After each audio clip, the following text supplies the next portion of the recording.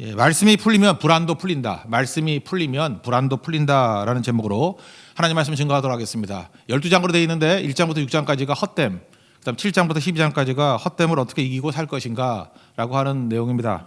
7장 살폈죠. 이제 8장의 내용은 뭐냐면 이렇게 좀 의역을 한다 그러면 말씀이 풀리면 다 풀린다는 거예요. 인생 허무하게 않게 살기 위해서는 말씀을 붙들고 말씀이 해석이 되고 이렇게 풀리면은 인생 허무하게 않게 산다는 거예요. 그러니까 말씀 풀리는 인생. 또 하나는 잘 보라는 거예요. 맨날 부조리 이런 것만 쳐다보고 낙심하지 말고 예수님 바라보고 명랑하게 살라는 거예요. 그러니까 어떤 사람은 열받는 사람들 보면 열받는 것만 쳐다보잖아요. 그러니까 시선이 나를 좌우하거든요. 잠깐 부조리 있는 거 모순 잠깐 이런 것만 쳐다보고 세상에 왜 이 꼴이야 그러지 말고 예수님 바라보고 명랑하게 기쁘게 살라는 거예요. 그게 헛되지 않게 사는 길이다. 명확하게 말하고 있습니다. 1절 보니까 누가 이치를 아느냐 그런 게 나오죠. 1절 사물의 이치를 아는 자가 누구냐 뭐 이렇게 나오잖아요. 마지막 17절에 뭐라고 돼 있어요. 알아낼 수 없도다, 알아낼 수 없도다, 알아낼 수 없도다. 3번이나 나와요. 모른다는 거죠. 이치를 누가 알아요? 몰라요. 그러니까 무슨 얘기입니까? 인간은 뭐 이렇게 궁구하고 경물치지한다 할지라도 모른다라는 거예요. 그러니까 우리는 알고 가는 게 아니죠. 믿고 가는 거예요. 하나님을 경외하면 믿는 거죠. 믿으면 그 길이 열린다는 거예요. 뭐 알고 가는 거 아니다. 그래서 전도서는 해볼 거 다 해본 사람이 지금 하는 얘기예요. 알고 가는 거 아니고 믿고 가는 거다. 그러니까 아브라함의 신앙과 거의 같은 얘기를 하고 있는 거죠. 그리고 또 하나는 세상은 아무리 해석한다 할지라도 부조리하다는 거예요. 그죠? 뭐 하나님이 살아계시되 왜 이 꼴이야 그러는데 그런 거 쳐다보니까 그 예외적인 것들이거든요. 부조리 쳐다보고 속상해하거나 그러지 말고 시선을 바꾸라는 거예요. 하나님 바라보고 그죠? 그 부조리 넘어 있는 하나님의 약속 붙들고 나아가는 모습이 있어야 된다. 이걸 말하고 있다라는 것입니다. 그러니까 뭐예요? 해석하면 믿고 주님 바라보고 기쁘게 살라. 맨날 하는 얘기 그 얘기죠. 그렇게 결론을 맺게 된다라는 것입니다. 이거 한번 처음부터 풀어보겠습니다. 1절부터 이제 8절까지인데 말씀이 풀리면 모든 게 풀린다는 거예요. 불안도 풀리고 다 풀린다라는 거예요. 여러분 세상 사람들은 사람 말고 자연을 보면은 자연에도 약간의 분별력이 있는 것 같죠. 지혜가 분별력인데 바른 판단이거든요. 그런데 자연은 본능에 의해서 분별력이 있어요. 예를 들어서 지금 겨울이지 않습니까? 이제 가을이 되면은 뿌리에서부터 올라오는 수분을 잎사귀에 중단해 버리죠. 수분이 가지 않는 거 그거를 그래서 허옇게 된 걸 갖다가 우리는 단풍이라 그러잖아요. 사실은 나무에 있어서는 참 비참한 일인데 우리는 예쁘다 그러잖아요. 그죠? 이게 수액이 잘 안 가는 거예요. 왜 그렇죠? 겨울을 맞이하려고 겨울을 살기 위해서는 뿌리만 튼튼해야 되는 거지 이렇게 나뭇가지라든지 잎사귀는 다 떨어져야 되거든요. 한번 우리 겨울 보세요. 지금 굉장히 춥잖아요. 어떤 때는 뭐 영하 18도 이렇게 되니까 모든 게 다 얼었네 뭐 그런 게 있더라고. 그죠? 어떤 거 보니까 뭐 화장품을 택배를 시켰는데 화장품이 얼어서 와가지고 깨져 버렸어. 그거 꽉 채웠는가 봐 그거. 그죠? 그렇게 깨져 버렸더라고. 그래서 뭐 생수를 이렇게 오더했는데 생수도 이렇게 터졌다. 뭐 이런 것들 많이 나오더라고요. 다 얼었다. 뭐 자동차도 얼어버리고. 근데 나무도 마찬가지 아니에요? 거기에 수분이 있다 그러면은 다 쪼개져 버리잖아요. 얼면은 부피가 늘어나니까.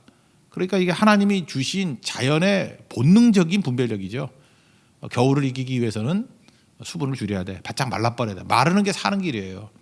그 다 하는 거죠. 연어도 죽을 때쯤 되면 자기 태어난 곳으로 고향으로 간다면서요. 그래 알을 낳고 그래 또 다시 번식이 되니까. 그거 누가 가르친 거예요? 그게 분별력, 지혜가 있잖아요. 그러니까 본능적인 지혜예요. 철새가 여기 있으면 죽잖아요. 그러니까 누가 가르쳐주지 않았잖아요. 그런데 이동하잖아요. 그런 거를 분별력 또는 지혜다 이렇게 얘기한다는 거예요. 근데 인간에게 그런 게 있습니까? 우리가 본능적으로 뭐 어디 가고 하는 그런 게 있어요? 없지요. 그러니까 인간의 지혜는 뭐냐? 말씀이에요, 말씀. 그래서 말씀 붙들면은 제대로 된 인간이 되는 거고 말씀 저버리면 미친 자 되는 거예요. 뭐 저러고 사나, 그죠? 분별력도 없고 엉터리 같이 산다라는 것입니다. 여기 1절에 요 얘기를 좀 잘 살펴야 되는데 사물의 이치를 아는 자 이렇게 돼 있죠. 사물이라는 단어가 이게 다바르예요. 다바르를 사물이라고 번역을 했어요. 여기서는. 근데 우리 알다시피 다바르, DBR, 다바르 뭐예요? 말씀이죠. 말씀.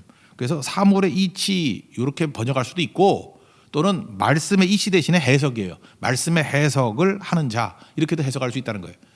그러니까 제가 볼 때 이게 후자가 더 좋은 것 같아요. 그죠? 그래서 말씀의 해석, 말씀이 풀리는 사람, 그죠? 풀리는 사람 그렇게 보고 하면 이게 해결이 될 때가 많이 있죠. 여러분 인생이 언제 풀려요? 예를 들어서 그 패스워드가 풀리면 다 풀리는 거 아니에요? 휴대폰 맨날 들고 다니시죠? 그런데 그거 패스워드가 있잖아요. 그 암호가. 근데 그거 암호를 이렇게 안 하면은 사실은 벽돌이지 뭐에 쓰겠어요. 우리 인생도 마찬가지야. 하나님 말씀이 풀리지 않으면 성경책은 성경책이고 나는 나고 성경 읽으면 졸리기만 하고 뭐 그런 거잖아요. 그죠? 패스워드 풀리지 않는 휴대폰하고 똑같잖아요. 그거 뭐에 쓸까? 뭐 망치로 쓸까? 뭐로 쓸까요? 그거 뭐 딱딱하니까 뭐 이렇게 배구 잘 수도 없고 별로 쓸 데가 없잖아요.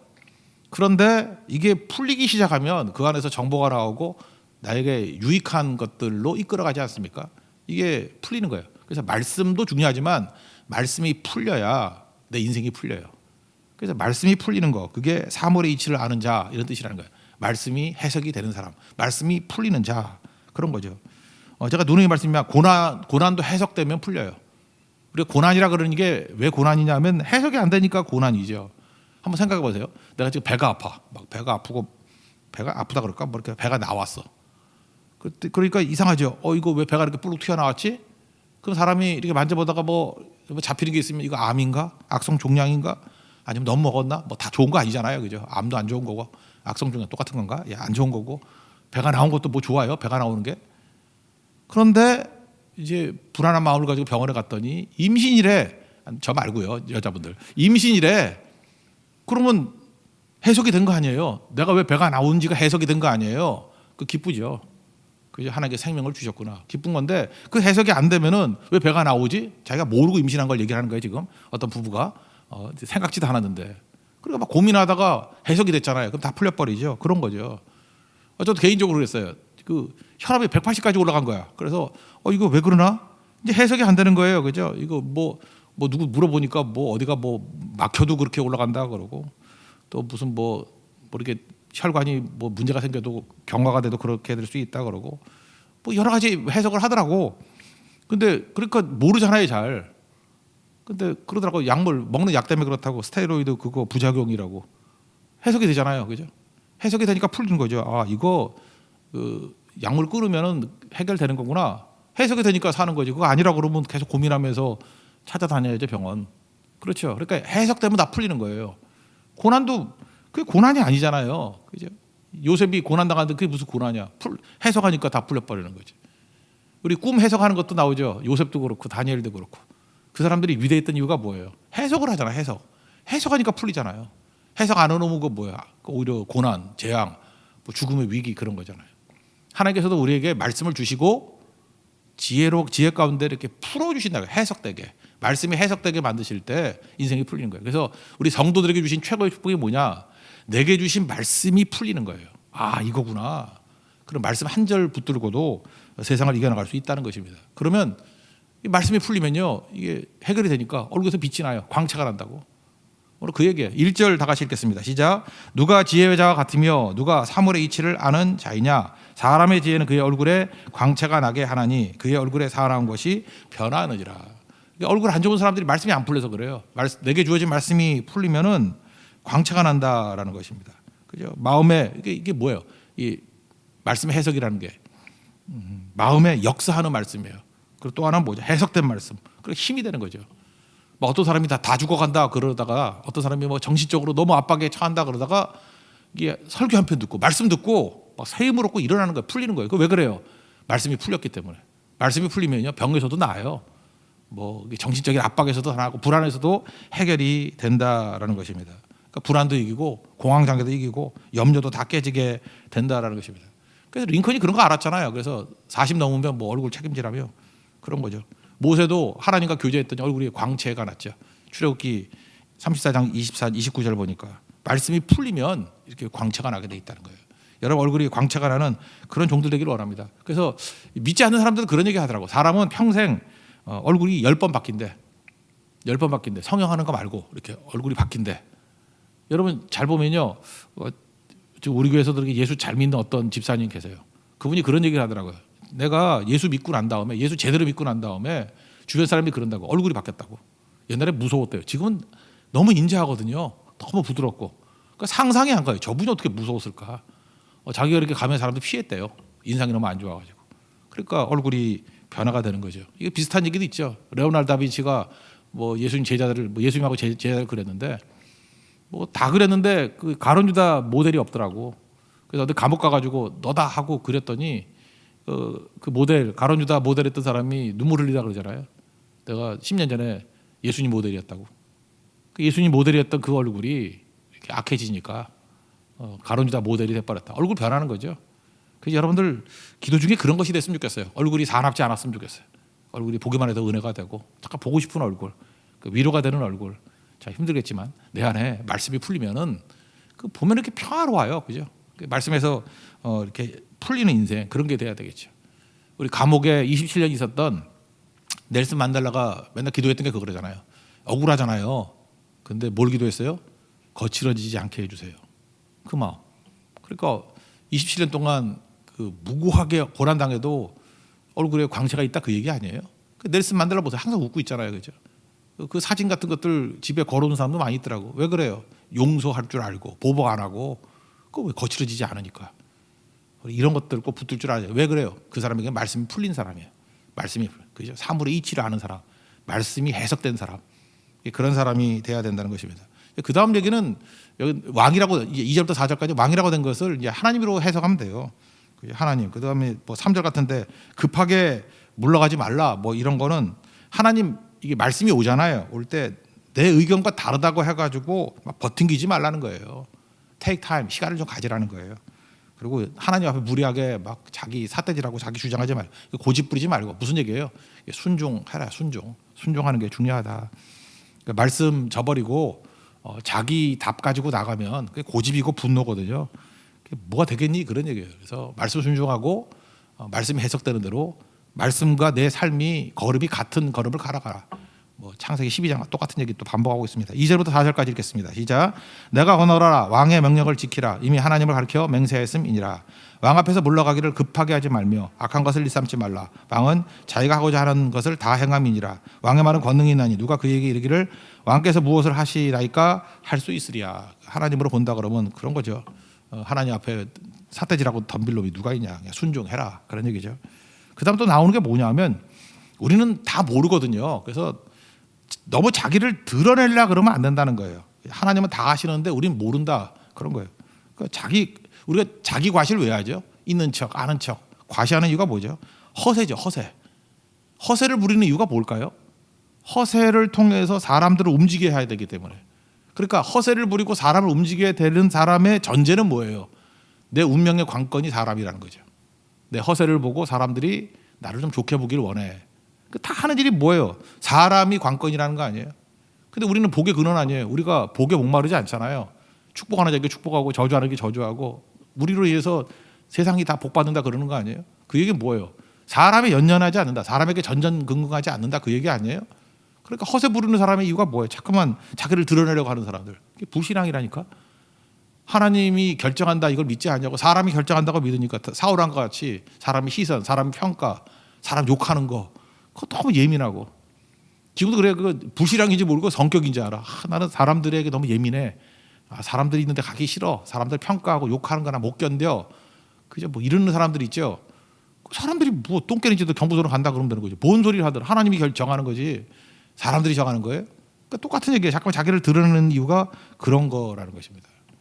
그래서 사람들이 뭐라 그러든 간에 하나님 바라보고 나아가는 인생이 되자 그거죠.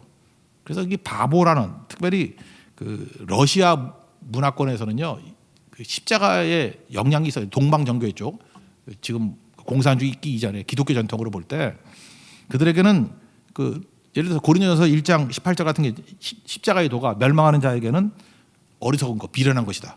그러나 구원을 받은 우리에게는 뭐예요? 하나님의 능력. 반대죠. 세상 사람들은 십자가 그러면 어리석어 보여요. 이 바보다 왜 죽어? 왜 십자가를 져? 왜 저런 바보 짓을 해? 우리 예수 믿는 사람 다 그래 보인다고. 바보같이 보인다고. 그러나 구원받는 우리에게 하나님의 능력이라고. 이 똑같은 게 러시아계 문학에 깔려 있어요. 그래서 러시아 전통에 이런 거 하나 알아뒀으면 좋겠다. 유로지비라는 러시아 말이에요. 유로지비. 이게 뭐라고 하죠? 거룩한 바보? 이렇게 그들에게 전통이 있어요. 그래서 세상의 흐름과는 다르게 거룩한 바보의 길을 걸어가자. 러시아 말로 유로지비. 그래서 톨스토이 작품 가운데 바보 이반이라는 작품이잖아요. 그게 뭐예요? 그 삼형제가 있는데 그 마귀가 와가지고 삼형제를 막 이간시키려고 그래. 근데 그 이반이라는 애는 그거 안 속고 묵묵히 말씀의 길만 걸어가. 그랬더니 마귀가 꼼짝을 못 하잖아요. 그런 거예요. 바보인데 바보가 승리해. 왜요? 세상에선 바보라 그러지만 그 해석된 말씀 붙들고 그냥 쭉 가는 거예요. 불순종하지 않고 순종의 길을 걸어가는 거예요. 세상 사람들 다 바보라 그러거든. 우리도 바보라 그러잖아요. 미련한 거잖아요. 전도의 미련한 거 그러잖아. 바보같이 그거 전한다고 되냐 그러잖아 세상 사람들은. 근데 그게 유로집이에요. 그 길 쭉 걸어가면 승리한다. 뭐 그런 거죠. 그래서 이 러시아 영향 받았던 사람 옛날에 어떤 추기경, 뭐 김수환 추기경이 생각나는데 자기를 바보래, 호가 바보래, 바보 뭐 이렇게 김수환 이러고 옛날에 어떤 대통령도 그랬던 것 같은데 바보 노무현 뭐 이렇게 그 자기가 만든 거 아니에요 다 그 러시아 전통 유로집이 전통이야 바보. 근데 바보라는 게 뭐예요? 세상 사람들이 뭐라고 하든 간에 정도를 걷는다 그게 바보예요. 근데 그거 이용해 가지고 실제로는 지 이익 찾으면서 이런 것만 쓴다 그러면 정말 더 악한 거죠 그거. 바보의 길 아시겠죠? 미련한 길이에요. 십자가의 길 뭐 이런 거 그렇게 설명하게 된다는 것입니다. 이거 비슷한 게 자기를 드러나지 않는 지혜 이런 거 이제 중국의 등소평이라고 덩샤오평이라고 등소평이 도광양회 그렇게 했죠. 그러니까 자기 것을 빛을 숨기고 참고 기다리면서 실력을 기른다. 그래서 등소평이 뭐라 그러냐면 중국은 그때가 1970년 80년 그때니까 100년 동안 도광양회 해야 된다 그랬다고. 100년. 그러니까 얼마예요? 2070년 80년 될 때까지. 그래야 중국이 산다 그러는데 시진핑이지 그 멍청한 시황제인지 굴기 그러면서 뭐 중국 굴기 그러면서 다 뒤집어 버리고 막 교만하게 막 난장방 피고 거칠게 늑대같이 막 나오잖아요. 아마 죽은 등소평이 시진핑 본다고 멱살을 잡았을 거라고. 너 뭐 하는 짓이냐. 그죠? 그러니까 결국 뭐예요? 이게 바보짓이라고 하죠. 제가 볼 때 바보짓. 중국이 진짜 등소평 같이 100년 동안 도광양회 했으면요. 정말 패권이 그릇 알아먹었어. 근데 우리는 시진핑 같아. 조금 힘이 있다 그러면 막 드러내고 굴기. 그죠? 이렇게 라이즈라 라이즈. 일어나자. 빛을 발하자. 뭐 우리 거다. 그래서 망하는 거라고. 그래서 여러분들 잊지 마세요. 하나님 바라보는 사람들은 굳이 내 걸 드러낼 필요 없어요. 자랑할 필요가 없어요. 주님이 이끄시기 때문에. 그래서 도광양회할 수 있고 또 유로집이 바보 같은 길을 걸어갈 수 있는 거예요. 자기를 부인하고 자기 십자가를 지는 길. 그게 가능하다는 것입니다. 그래서 주님 바라보고 그 길을 걸어갈 수 있는 참된 지혜를 얻는 믿음의 종 되기를 바랍니다. 6절부터 8절까지 읽겠습니다. 시작. 무슨 일에든지 때와 판단이 있으므로 사람에게 임하는 화가 심함이니라. 사람이 장래일을 알지 못하나니 장래일을 가칠 자가 누구이랴. 바람을 주장하여 바람을 움직이게 할 사람도 없고 죽는 날을 주장할 사람도 없으며 전쟁할 때를 모면할 사람도 없으니 악이 그의 주민들을 건져낼 수가 서는 없느니라. 그런 얘기들. 두 번째 이제 헛되지 않은 인생을 살기 위해서 필요한 게 뭐냐면 시선인데 이게 부조리가 있다는 게 세상에. 부조리가 뭐라 그랬어요? 제가 그 신정론 왜 악인이 형통하냐? 그래서 하나님을 대우듯이 그래서 하나님을 이렇게 옹호해 주는 결국은 승리한다 뭐 이런 거. 근데 신정론의 결론은 모른다예요. 잠깐만 까불지 마 임마 그거. 잠깐 알라 그러면 다쳐. 뭐 이렇게 성경은 나가요. 욥기도 그렇고 그죠? 이렇게 악인의 형통에 관해서 네가 뭐 한다고 거기 쳐다보고 있어. 우리 마음 가운데 악인의 형통에서 잠깐 괴로워하는 이유가 뭐냐? 그거 잠깐 쳐다보고 있으니까 그렇잖아요. 그 화내는 사람들을 보면 열받는 거 잠깐 쳐다본다고. 신문기사도 열받는 기사만 쳐다보고 잠깐 열받게 만들고. 좋은 기사 미담들도 많은데 미담 얘기를 더 많이 품는 게 낫죠. 그죠? 그러니까 시선의 문제라는 거예요. 그러니까 부조리가 있으면 부조리 쳐다보고 주눅 들지 말고 예수님 쳐다보고 명랑하게 살라는 거야. 기쁘게 살라. 그게 9절부터 17절까지 내용이라는 것입니다. 먼저 9절의 부조리 가운데 하나가 뭐냐. 사람이 사람을 주장한다. 이게 뭐죠? 권력의 사유야죠. 하나님께서 우리에게 힘을 주신 이유가 뭐예요? 위임된 힘은 성기라고 봉사하라고 주셨는데 그 힘을 가지고 자기를 위해서 쓰는 사람이 있죠. 그걸 권력의 사유와 그런 얘기를 해요. 우리도 그런 거 많이 당하잖아요. 약자 편인지 알았더니 알고 봤더니 지 다 해먹어버려. 특권 세력이 돼버렸어요. 그리고 뭐 말을 해도 진짜 모르는 거예요. 자기가 특권을 행한지도 몰라. 그게 특권인지도 몰라. 그러니까 이게 혀를 차는 거죠. 근데 이게 뭐 남 얘기 인간이 그렇다는 거예요. 권력의 사유와 누구나 다 벌어지는 일들이라는 것입니다. 그러니까 사람이 사람을 주장하는 거 이게 부조리죠 일종의. 사도 바울은 기독교 윤리를 두 가지를 얘기했어요. 어떤 일을 할 때 할 수 있다고 다 하는 게 아니라 덕이 되느냐 안 되느냐 이거 묻고 또 하나는 할 수만 있으면 특권이라 할지라도 내려놓으라는 거예요. 다른 사람에게 해가 된다 그러면 내려놓으라. 고린도전서 10장 24절 한 절만 읽어드리면 모든 것이 가하나 할 수 있다고 다 유익한 것이 아니다. 모든 것이 가하나 모든 것이 덕을 세우는 것이 아니다. 덕을 세우라. 그 다음에 웬만하면 다른 사람의 해가 된다 그러면 특권을 내려놔라. 이게 기독교 윤리라는 것입니다. 그러고 살라는 거죠. 그러니까 너무 부조리함 가지고 뭐 따져가지고 자기 주장하려 그러지 말라. 그 10절 같은데 보면요, 이게 좀 해석이 그래요. 이거 10절 한번 읽겠습니다. 시작. 그런 후에 내가 본즉 악인들은 장사 지난 바 되어 거룩한 것을 떠나 그들이 그렇게 행한 성읍 안에서 잊어버린 바 되었으니 이것도 헛되도다. 요거 좀 자세하게 세번역으로 해석해 드리면 이거예요. 어떤 놈이 악한 놈이에요. 진짜 객관적으로 하나님 보시기에 악한 자예요. 죽었어요. 악한 자가 죽었어. 그러면은 악을 골짜기에 묻혀야 되는데 예루살렘에 묻힌 게 거룩한 곳에. 그러니까 국립묘지 같은데 최고로. 뭐 그럴 수도 있죠. 악인이 좋은 곳에 묻힐 수 있지. 그런데 조문객들이 조문하고 나오면서 뭐라 그러냐면 그 악인을 향해서 참 좋은 사람이었어라고 오히려 칭찬을 하더라는 거예요. 저도 그런 거 되게 많이 봤어요. 제가 보는 게 많겠죠. 어떤 사람은 좀 악인이었거든요. 그렇게 훌륭한 분은 아니었고 술수를 펴는 분이었거든요. 제가 아는 건 목사밖에 없으니까 그런 목사님이었거든요. 근데 세상 사람도 너무 존경을 하는 거야. 죽고 난 다음에 나는 그 본질을 아는데 그런 분 아닌데. 그럴 때 부조리를 안 느껴요? 야, 저분은 살아서도 속이더니만 죽어서도 속여서 계속 칭찬을 듣고 있네. 부조리네. 그런 거예요. 그러니까 여기 여러분 그래서 집단지성을 너무 믿으면 안 돼요. 다수가 뭘 한다고 집단지성이 맞는 게 아니에요. 다수결이 맞는 거 아니라고. 예수님도 다수결에 의해서 십자가에 못 박혔잖아요. 그러니까 뭐예요? 다수결 또 집단지성 뭐 이런 거가 아니라 뭘 붙들어야 돼요? 말씀 붙들어야 된다고. 여러분 잊지 말라고요. 세상이 다 간다 할지라도 말씀이 아니라 그러면 말씀 붙드는 자가 돼야 된다. 그런 뜻이라는 것입니다. 그런 의미에서 10절을 다시 한번 읽어봅시다. 시작.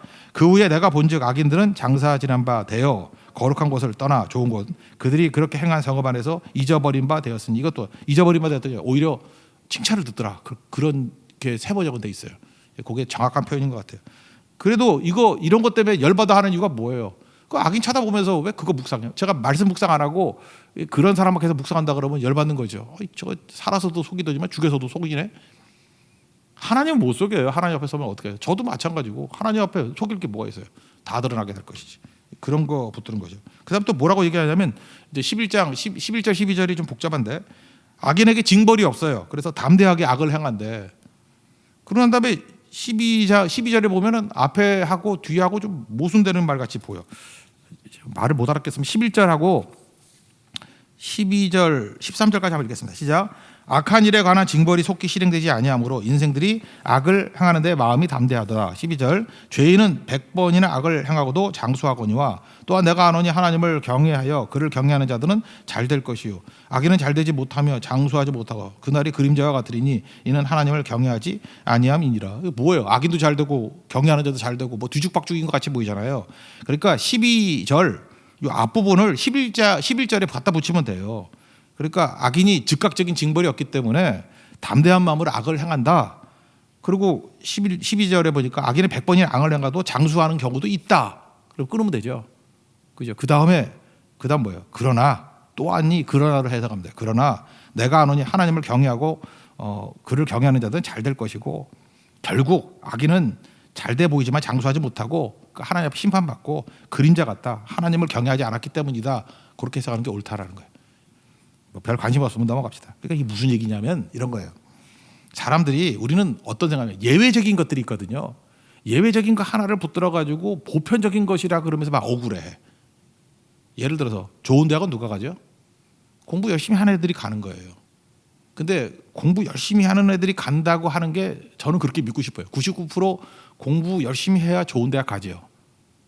근데 사회적으로 보면은 뭐 아빠 찬스, 엄마 찬스 해가지고 무슨 뭐 추천서 쓰고 뭐 이렇게 해가지고 뭐 그런 것 때문에 부조리로 간 애들도 있잖아요. 그죠? 그러니까 공부 못한 애들은 꼭 그런 얘기한다고. 가봐라, 나는 아빠 찬스가 없어서 못 갔다. 우리 집 애들도 그럴 수 있죠. 아빠 찬스가 없어 못 갔다. 엄마 찬스가 없어 못 갔다. 맞아야죠 그런 놈들은. 그건 예외잖아 예외. 그런 예외가 부조리가 몇 가지나 돼. 아 그래 막 애누리해서 그래 부조리가 많아가지고 한 10% 된다고 하자. 90%는 공부 잘하는 애들이 가는 거예요. 근데 우리는 자기를 핑계 대려고 이렇게 예외적인 것들을 붙들고 커봐라 이렇게 나온다는 거예요. 그러니까 이거 자체가 한심하지 않냐 그런 거예요. 한심하지 않냐. 그래서 세상이 뭐 악한 자들이 잘 된다고 너도 악한 일 할래 뭐 그런 거죠. 그죠? 그런 얘기예요. 이해가 되시죠? 그래서 뭐 착하게 살면 뭐해? 그럼 악하게 살 거예요? 그러니까 예외적인 거 붙들어 가지고 그걸 자기 행동이 지침으로 삼다 그러면 자꾸 악한 자 되는 거지. 그러므로 15절, 14절, 15절이 중요한 건데 잠깐 부조리 찾아보지 말고 예수님 찾아보라는 거예요. 그러면 명랑해져요. 기쁘고. 아까도 넬슨 만델라 얘기했잖아요. 거칠어지지 않는 거. 그래서 특별히 부조리하고 싸우는 사람들을 보면은 명랑해야 돼요. 목사가 그래요. 목사도 뭐 기쁜 일 있고 슬픈 일 있고 막 그러는데 저는 그 목사로서 그래요. 좀 나쁜 일을 더 많이 보거든. 그럼 나도 모르게 잠깐 심각해지고 이게 세상 끝인 것 같고 이름에 불질러 버리고 세상 싶은 세상 그러면 안 되죠. 그러니까 자꾸만 주님 바라보고 말씀 바라보고 부조리 있어요. 모순도 있고 그러나 예수님의 약속 바라보고 명랑해야 돼. 그래서 명랑한 목사가 제일 좋다고 생각해요. 기뻐하고 긍정적이고. 여러분 명랑한 성도 되십시오. 너무 심각해하지 말고 그죠? 철학자도 아닌데 왜 그러고 있어요? 14, 15절 다 같이 읽겠습니다. 시작. 세상에서 행하여지는 헛된 일이 있나니 곧 악인들의 행위에 따라 벌을 받는 의인들도 있고 의인들의 행위를 따라 상을 받는 악인들도 있다는 것이라. 내가 이르노니 이것도 헛되다. 부조리죠. 15절. 그러나 이에 내가 희락을 찬양하노니 이는 사람이 먹고 마시고 즐거워하는 것보다 더 나은 것이 해 아래에서 없습니다. 하나님이 사람을 해 아래에서 살게 하신 날 동안 수고하는 일 중에 그러한 일이 그와 함께 있을 것이니라. 그러니까 이건 뭐 쾌락주의를 살라 그 얘기 아니라 부조리만 쳐다보고 열받지 말고 주를 바라보고 기뻐하며 살라는 거예요. 그래서 항상 기뻐하라, 쉬지 말고 기도하라, 범사에 감사하라. 이게 하나님의 뜻이라 그러잖아요. 뜻. 그러니까 예수님이 부조리 바라보고 맨날 심각하게만 했나? 예수님 뭐 잔치도 하고 포도주도 마시고 뭐라 그랬죠? 천국 잔치잖아요, 잔치. 그래서 너무 심각해지지 말고 주님이 일하신다. 그리고 기쁘게 나아가라는 거예요. 우리가 뭘 알아요? 몰라요. 알고 가는 거 아니에요. 믿고 가는 거예요. 주님이 기뻐하라 그랬잖아요. 기뻐해. 그죠? 감사하라 그러면 감사하고 기도하라 그러면 기도하는 거지. 뭘 알고 해. 그죠? 우리 잘 몰라요. 그냥 가자고. 마지막 17절 한 번 더 읽겠습니다. 시작. 또 내가 하나님의 모든 행사를 살펴보니 해 아래에서 행하지는 일을 사람들이 능히 알아낼 수 없도다. 사람이 아무리 애써 알아보려고 할지라도 능히 알지 못하나니 비록 지혜자가 아니라 할지라도 능히 하나님 알아내지 못하리로다. 그래서 우리는 알고 사는 게 아니라 믿고 사는 거예요. 그래서 부조리, 뭐 불확실성 이거 해결하는 건 믿는 거예요. 믿는 거. 잠깐 부조리 쳐다보고 속상해하지 말고 예수님 바라보고 기뻐하십시오. 믿고 바라보라는 거예요. 그러므로 허무하지 않게 사는 방법이 뭐예요? 말씀을 듣고 말씀이 풀려야 돼요. 그래서 여러분 인생에서 이게 설교 듣는 이유가 뭐예요? 저는 코치예요. 코치. 말씀의 코치. 할 수만 있으면 이렇게 말씀이 풀리도록 도와주는 거야. 아 이게 이거였구나. 그래서 그 은혜 받았다는 게 뭐예요? 말씀이 풀린 거야. 말씀이 풀리면은 작게는 일주일을 살고요. 말씀이 풀리면 평생을 이길 수 있다라는 것입니다. 말씀 풀리고 그 다음에 부조리 바라보고 흔들리는 인생이 아니라 주님 바라보고 기뻐할 수 있는 우리 하나님의 거룩한 종 되기를 축원합니다. 자리에서 일어나겠습니다. 시선 찬양하겠습니다. 시선.